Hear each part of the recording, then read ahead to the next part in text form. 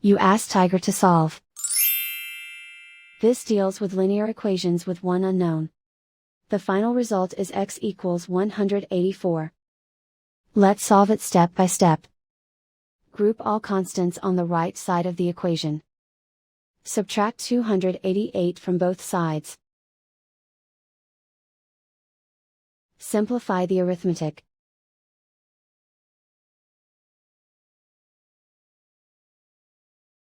Convert the x into a positive number.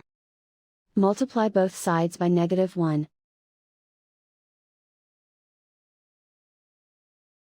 Remove the ones. Simplify the arithmetic. And so the final result is x equals 184.